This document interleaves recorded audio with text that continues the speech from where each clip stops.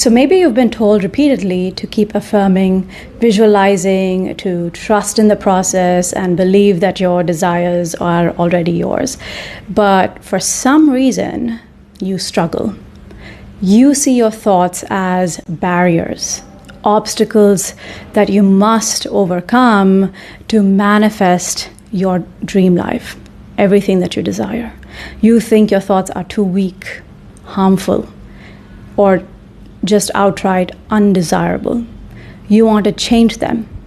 You want to flip your thoughts into something better, into desirable thoughts, something that aligns with the strong self-concept you believe you need to manifest or achieve your goals.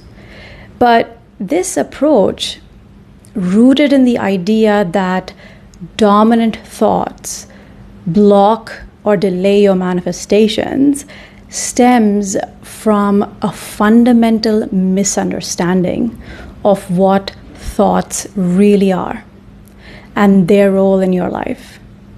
So I ask you, who is it? Who is it, though, that wants to change these thoughts? Identify this fixer self. Can you locate it? Is it really there? Or is it just an illusion, meaning a bunch of thoughts and beliefs mistaken for your true identity? I'm going to take you through 2 activities that will help you see things differently, so stay tuned till the end. So let's take a look at what's happening. Thoughts are temporary. They begin and end. They ebb and flow through your awareness without any true permanence, right? Your thoughts are like objects. They can also be called a circumstance, because an object or a circumstance has a beginning and an end. Anything that's defined with a beginning and an end is an object or circumstance. Similarly, your thoughts have a beginning and an end. So your thoughts are also circumstances, but often you don't see it that way. You just don't. You don't see them that they are just as much as external circumstances as your specific person blocking you or avoiding you. So I want you to notice, how can something so fleeting like a thought have any real power over your life? It can't. The issue arises when we misidentify with these thoughts, labeling them as good or bad, desirable or undesirable. This misidentification is what we call the separate self or the ego state, from which all feelings of lack and limitation spring. This misidentification is illusory. Your thoughts are not isolated entities contained within your mind that need to be manipulated to effect change in your external world. I mean, there's no solid division between your thoughts and the world around you. We're going to explore this a little more, so stay on. Your thoughts arise in the same unbounded space where all other external circumstances unfold. Now, I'll take you through an activity here for you to solidify this. I want you to notice whatever thoughts are currently arising. Unpleasant, meh, undesirable ones, whatever thoughts. Notice now the space in which your thoughts arise.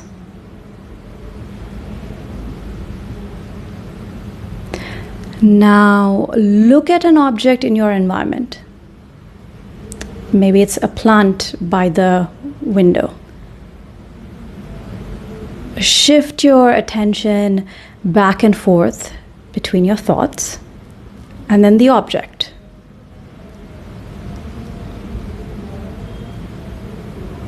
Now, does your attention travel through a distinct boundary separating inside from outside, or does it move seamlessly without encountering any barriers?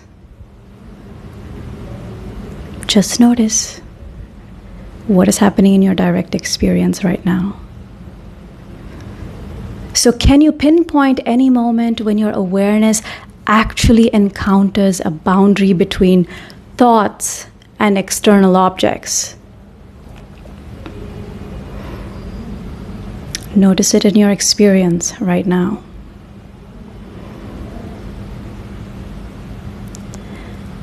So consider how the perception of both the object and the thoughts about it arise in your experience.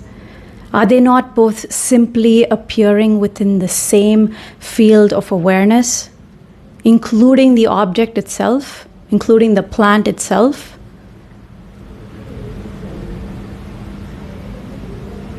So if both thoughts and objects share the same space of awareness, what does this tell you about the nature of that awareness?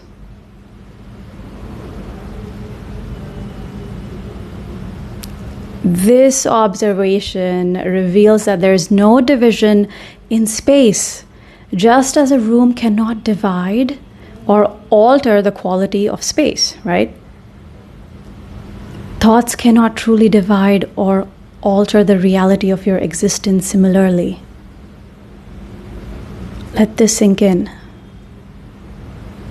Space is continuous and indivisible. And similarly, the space in which thoughts arise and the space in which physical objects are present is the same space. It's the same space in which your thoughts arise. So, really noticing this can help us see that thoughts and physical objects are part of the same undivided experience. The same space.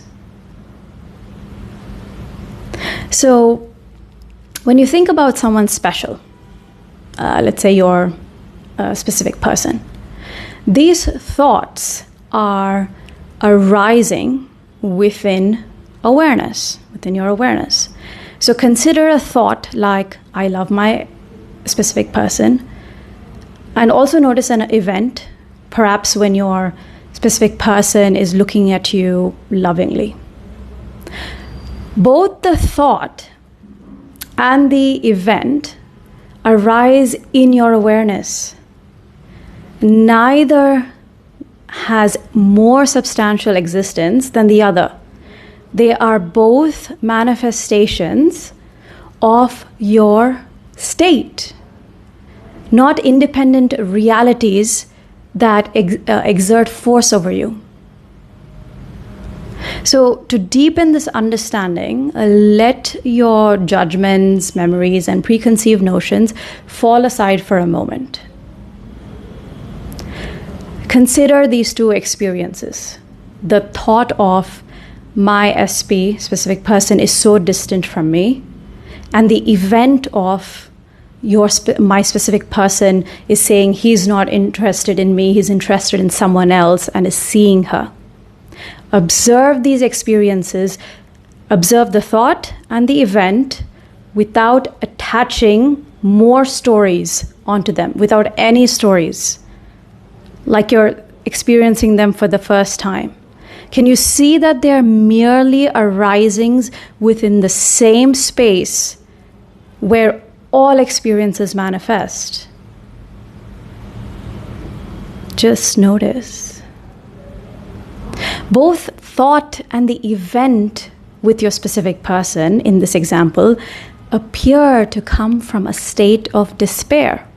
And this despair is rooted in the misidentification with the separate self. The separate self, or the ego self, is what interprets these arisings as good or bad, desirable or undesirable. This creates so much conflict, so much pain and suffering. So, since both thoughts and events arise without inherent power, it asks us this question: who or what is the real power behind these experiences? This exploration leads us back to the nature of awareness itself. When you see through the illusion that thoughts or circumstances can dictate your happiness or worth, when you see through this illusion, you begin to understand that the real power lies within awareness. The real power is awareness, which is your true self or God self or I am. This awareness, this recognition that you are the space in which everything arises, is the key to seeing through this illusion, to transcending this illusory power of thoughts and external circumstances.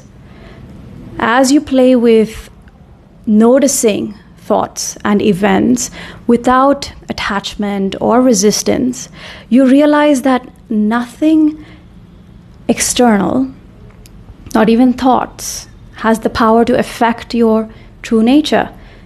You are the awareness, which is the unchanging, undisturbed field in which all experiences arise, they fall. They rise and they fall.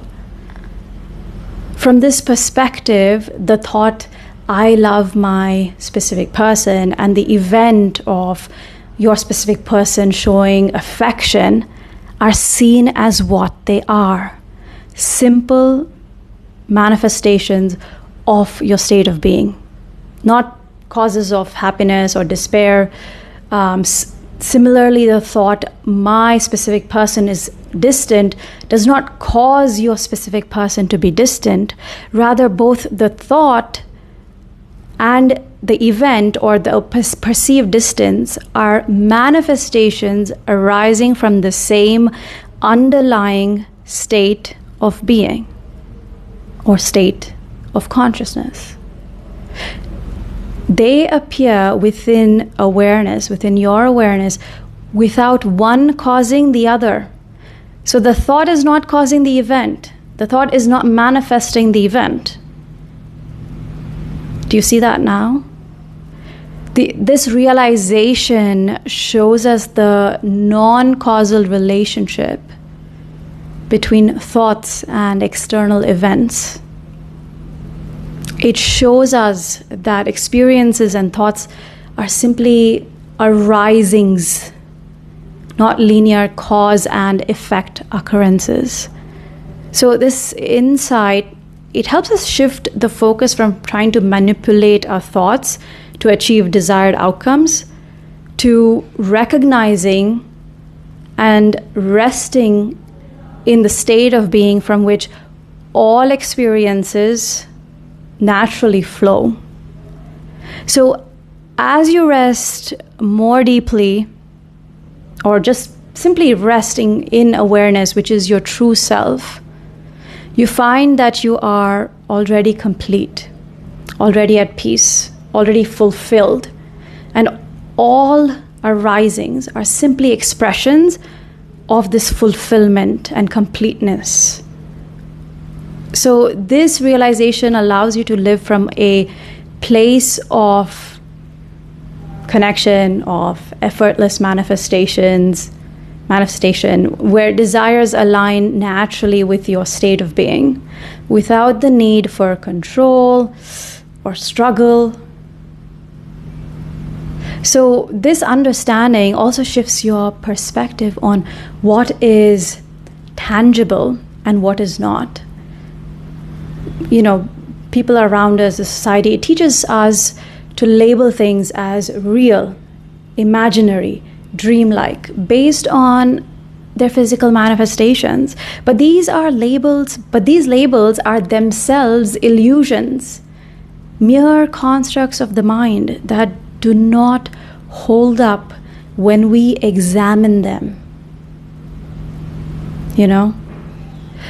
When you set aside these labels along with your memories and preconceived notions, What remains? Can you describe it in words? Or do you find yourself returning to a simple I am, or I, or silence, a presence that fails to capture the description? Again, pause here. If you need to replay it, replay it. We're going to solidify this even further through another activity, another guided pause. It's called Who is Experiencing These Thoughts? Okay, so follow along here. So I want you to begin by examining your thoughts. Like look at the thoughts of inadequacy that come up and the impulses to change or correct what seems undesirable within you. Just notice. Now ask yourself, who is experiencing these thoughts? Again, just notice. When you feel the urge to change these thoughts, who within you feels this need? This pause, this question, directs you to the root of your conscious experience.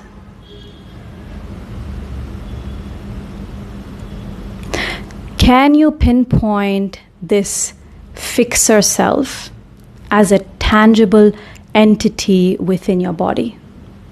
Like scan your body, see if you can find it. Or do you discover that there's no concrete fixer self there, just a spacious, formless presence that represents your true essence? Let's look at an example. Your relationship with your specific person, for instance. As you notice these undesirable thoughts arising, such as my specific person doesn't love me, doesn't prioritize me, or I feel like a second choice, ask yourself, who is the one acknowledging these thoughts? Who is the one experiencing these thoughts? Who is the one that seeks to alter them? Attempt to locate this fixer within your physical body. Can you pinpoint its location? Is this fixer something you can identify as a tangible physical presence? Notice.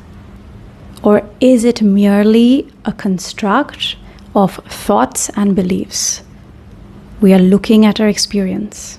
So just notice now. Let's explore more. Who claims that these negative thoughts dominate and block your manifestations? Who in you claims that? Who is the one that insists that your thoughts must transform into something more positive for your desires to materialize? Try to identify this entity. Is there a physical entity existing within you that does that? Is it possible to find a physical, tangible self here, or do you merely encounter more thoughts, more beliefs, more feelings about who you're supposed to be?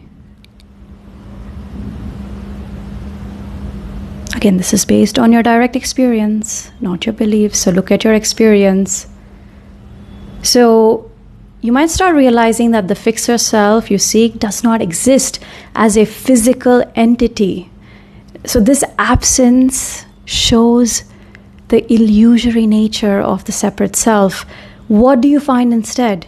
You find instead a vast, expansive backdrop, a presence that can't really be visualized or measured. This presence, this infinite expanse is your true self. We often call it awareness, I am, God self presence. It is formless, faceless, and immeasurable. Understanding that thoughts and the need to fix them arise from a misidentification with a separate self leads to an important conclusion. These thoughts and the roles we assume have no real power over us. They are manifestations within the same awareness that perceives them. By recognizing this, you begin to see through the illusion of separation and control. This recognition shifts your focus from trying to manipulate life to simply being present with what is. When all thoughts, memories, concepts, and feelings are set aside, when all these concepts are set aside or they fall away, what remains is the essence of who you truly are. And this is beyond the constructed identities and all the perceived separations.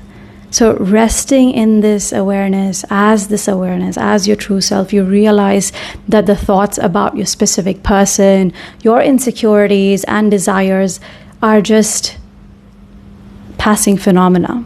They don't define you, nor do they have any power to dictate the course of your life. Your thoughts don't have any power over you. Through this examination, you transition from doing to being, from a state of trying to fix and control to just resting in your inherent fulfillment, your wholeness. This is the true power that orchestrates your life. It creates your life. Not the fleeting thoughts and emotions that often capture your attention. Not those things. So recognizing this, you move into a space where your desires and your life, they flow naturally, aligned with the reality of your true self, and where manifestations arise not from force, but from the effortless state of being your true self, recognizing that you're always your true self. So this is not just about understanding, but experiencing the reality of your existence, that it is unbounded, it is whole, it's fulfilled, where the illusions of the fixer and separation, they dissolve into the truth of your whole, interconnected, fulfilled, true nature. So when you truly engage with this guided pause, what we did, these questions, you realize that thoughts arise from states of lack, whether it's feeling insecure, unsuccessful, or unloved. These states themselves, which have these thoughts, come from a false identification with a set of transient thoughts and emotions. By recognizing and resting in your true self, which is awareness, consciousness, or the I am, or presence, you naturally begin to embody states of love, health, and fulfillment. From these states of love, health, and fulfillment, thoughts and circumstances that reflect your inner wholeness or fulfillment naturally arise. Now, if you want a helping hand in accessing the state where you and your desires are not separate, check out my mini experience called Weightless, linked below. It's completely hands-on and fluff-free, and gets you to experience no separation. Or email me at hello@anilareddy.com. So now coming back to this, consider a moment when you simply thought of a friend. And almost either immediately or in a few minutes or the next day, they called you or you sent a message or sent you a message. Now this isn't coincidental, supernatural. It's a direct manifestation of your state of being. A reflection of the lack of separation between you and your friend. In this instance,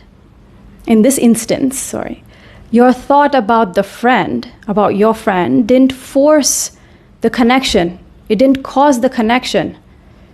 It was a natural byproduct of your existing state of connection.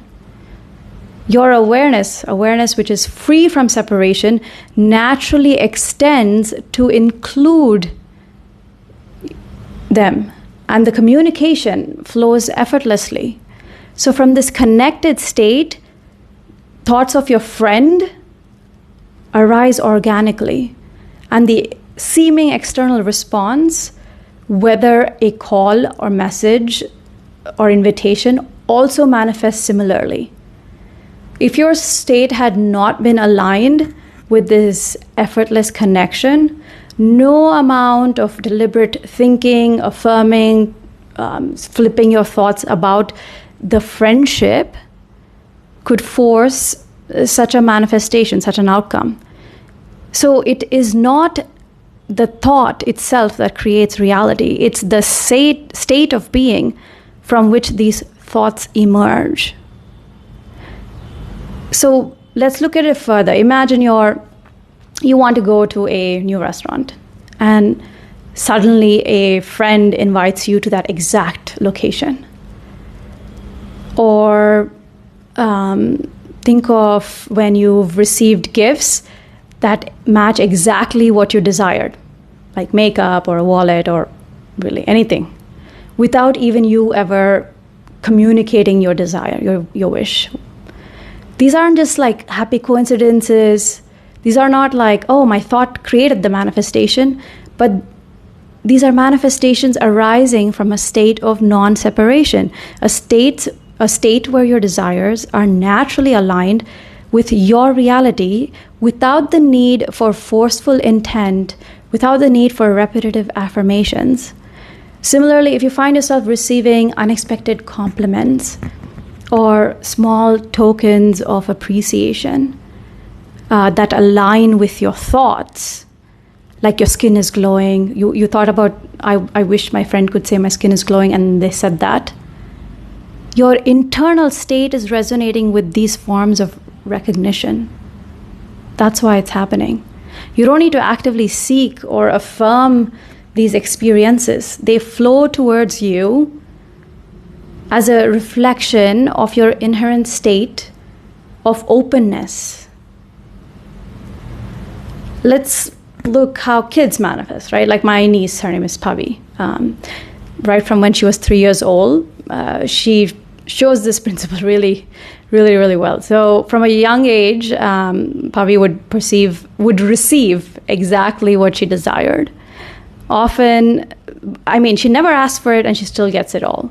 So when she expressed, let's say, delight at receiving a specific makeup set that I gave, or playful hair extension that she had wanted from another cousin, it wasn't because she repeated affirmations, or it wasn't because of conscious manifesting efforts. Instead, these presents came to her through the natural flow of her being in a state of just playfulness, of just being herself. Her desires did not manifest because she thought about them persistently. No, but because she existed in a state of playfulness, without any resistance, without any doubt. This lack of pushback or resistance, the state of playfulness, this openness, that shows us something.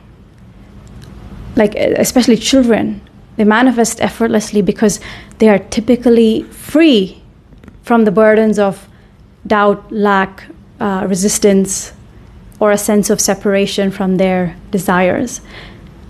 They don't often operate from a separate self that feels the need to affirm or secure their desires.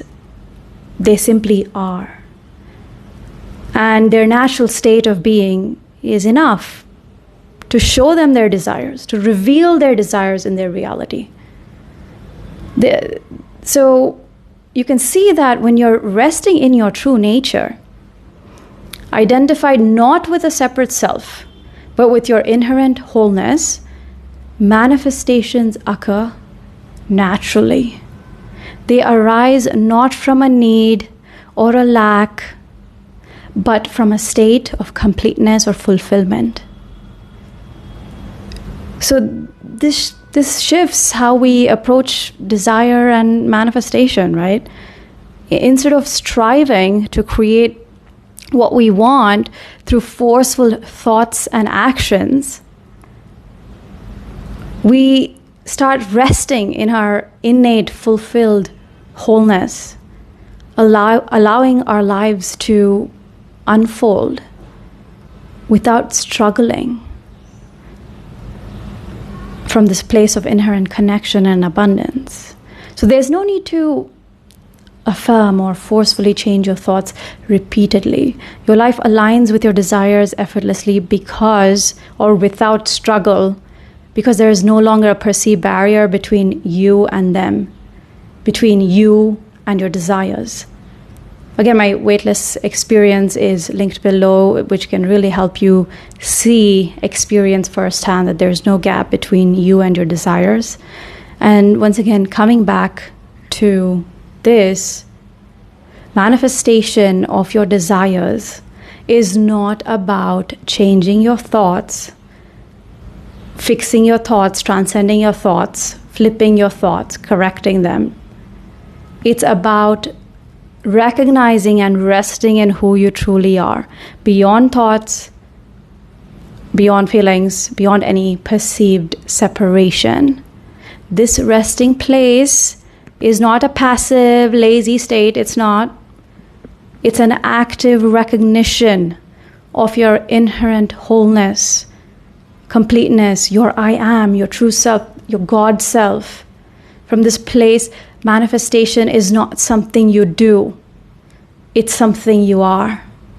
Your life becomes a continuous expression of your true self without struggling so much.